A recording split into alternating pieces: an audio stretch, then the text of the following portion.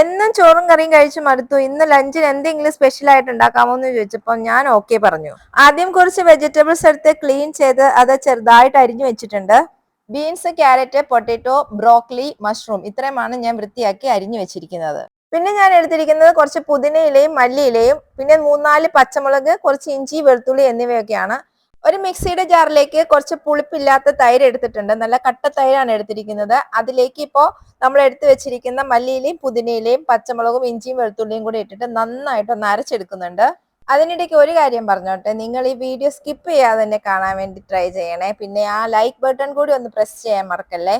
അപ്പൊ നമുക്ക് ഇനി കുക്കിംഗ് തുടങ്ങാം. ഒരു പാനിലേക്ക് 1 ടേബിൾ സ്പൂൺ സൺഫ്ലവർ ഓയിലും 1 ടേബിൾ സ്പൂൺ നെയ്യും ഒഴിച്ചു കൊടുത്തിട്ടുണ്ട്. അത് ചൂടാവുമ്പോഴേക്ക് അതിലേക്ക് ഏലക്ക, ഗ്രാമ്പൂ, കറുവാപ്പട്ട, പെരുംജീരകം എന്നിവ ചേർത്ത് ഒന്ന് ചെറുതായിട്ട് വറുത്തെടുക്കാം.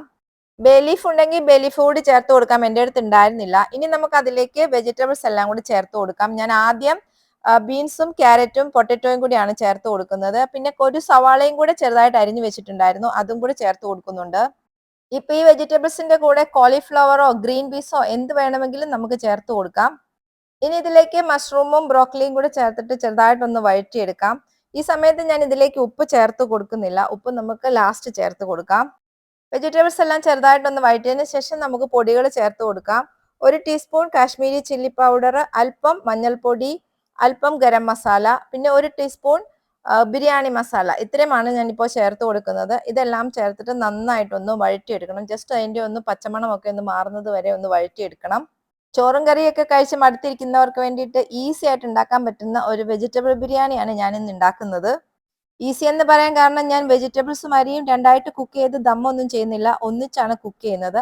അപ്പൊ നമ്മൾ നേരത്തെ അരച്ചു വെച്ചിരിക്കുന്ന ആ മല്ലിയില പുതിനയിലയുടെ മിക്സ് ഇപ്പോൾ ഇനി ഈ ഒരു വെജിറ്റബിളിലേക്ക് നമുക്ക് ചേർത്ത് കൊടുക്കാം. ഇതിപ്പോ ഇങ്ങനെ അരച്ചു ചേർക്കണം എന്നൊന്നുമില്ല. നല്ല കട്ടത്തൈരിലേക്ക് പുതിനയും മല്ലിയിലയും പൊടിയായിട്ട് അരിഞ്ഞതും ജിഞ്ചർ ഗാർലിക് പേസ്റ്റും കൂടെ ചേർത്തിട്ട് നന്നായിട്ട് മിക്സ് ചെയ്തതിന് ശേഷം നമുക്ക് ഈ ഒരു വെജിറ്റബിളിലേക്ക് ചേർത്തിട്ട് വഴറ്റിയെടുക്കാം. ഇപ്പൊ നല്ല ഒരു സ്മെല്ല് വരും. മിന്റും മസാലയും എല്ലാം കൂടി ചേർന്നിട്ടുള്ളൊരു നല്ല സ്മെല്ല് വരും.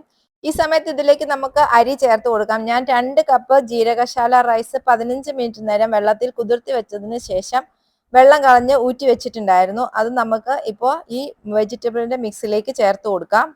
ഈ സമയത്ത് ഞാൻ 3.5 കപ്പ് വെള്ളം തിളപ്പിക്കാൻ വേണ്ടിയിട്ട് വെച്ചിട്ടുണ്ട്.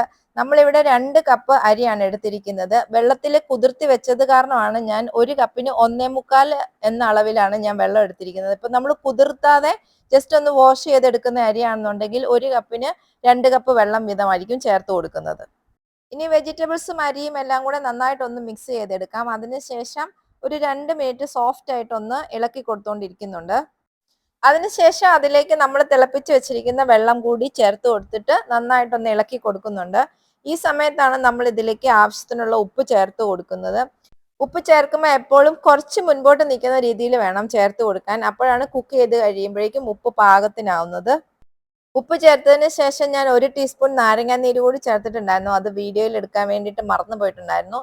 ഇനി ഇതെല്ലാം കൂടെ നന്നായിട്ട് മിക്സ് ചെയ്തതിന് ശേഷം നമുക്ക് അടച്ച് വെച്ചിട്ട് ഒരു 10 മിനിറ്റ് വേവിച്ചെടുക്കണം. ഒരു മീഡിയം ടു ലോ ഫ്ലെയിമിലായിരിക്കണം നമ്മളത് വെക്കാനായിട്ട്, അല്ലെങ്കിൽ ചിലപ്പോൾ അടിക്ക് പിടിച്ചു പോകാനായിട്ട് ചാൻസ് ഉണ്ട്. 10 മിനിറ്റ് കഴിഞ്ഞപ്പോഴേക്കും നമ്മളുടെ വെജിറ്റബിൾ ബിരിയാണി ഇവിടെ റെഡി ആയിട്ടുണ്ട്. നല്ല ഒരു സ്മെല്ലൊക്കെ ഉണ്ട്. പാകത്തിനുള്ള വേവൊക്കെയാണ്. അങ്ങോട്ടും ഇങ്ങോട്ടും ഒട്ടിപ്പിടിച്ചിട്ടൊന്നുമില്ല.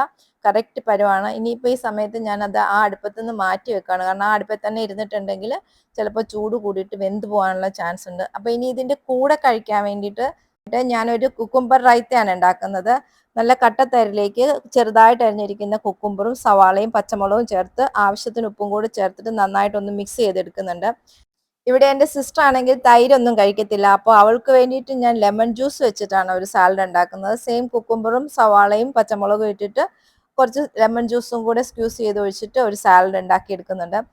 അപ്പോൾ നമ്മുടെ ബിരിയാണിയും സാലഡ്സും എല്ലാം റെഡി ആയിട്ടുണ്ട്. പപ്പടവും അച്ചാറും എല്ലാം കൂട്ടിയിട്ട് കഴിക്കാൻ വേണ്ടി നല്ല ടേസ്റ്റ് ആണ്. അപ്പം നിങ്ങൾ ഇതൊന്ന് ട്രൈ ചെയ്ത് നോക്കണം. വീഡിയോ ഇഷ്ടപ്പെട്ടിട്ടുണ്ടെങ്കിൽ ലൈക്ക് ചെയ്യാനും കമൻറ്റ് ചെയ്യാനും മറക്കരുത്. Thank you for watching.